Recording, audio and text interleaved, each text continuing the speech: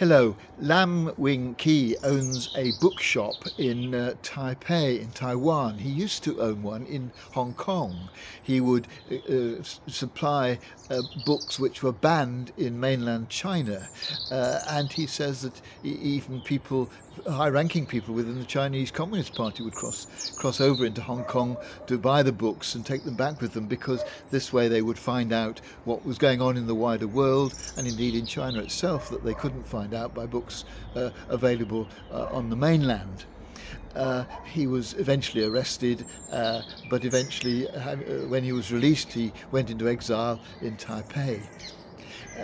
The value of books that are honest and true is something that we celebrate on this International Book Day, a day when we remember how valuable it is to have information that comes from books and not just from the internet, where we often suspect the choices have been made for us as to what we can find there. It doesn't feel as free as going and buying a book of our choice and reading it. It's not just facts that we need to get from books either. It's good stories. Stories are so important, aren't they?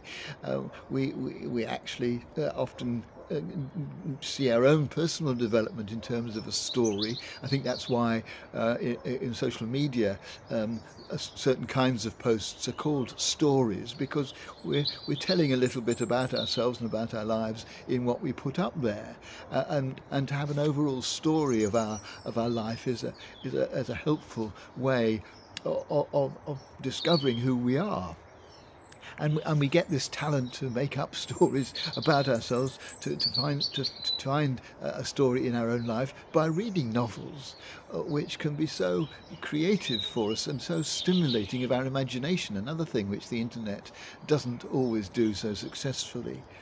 And I think that it's sad when we hear that a third of British adults would never bother to read a book, and that the number of people who never ever got value from reading, pleasure from reading, is growing.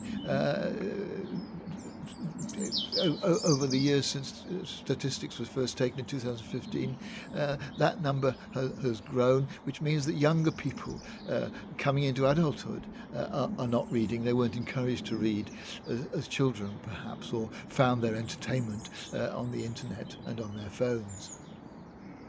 And so today I want to celebrate reading and the value it can be to us, and the joy that we can get from it, and to celebrate the fact that we can do it freely, that we can read whatever book we can manage to buy or borrow from the library, because that way we can stimulate our minds both with facts and with stories in ways that we choose, and in any way that we choose.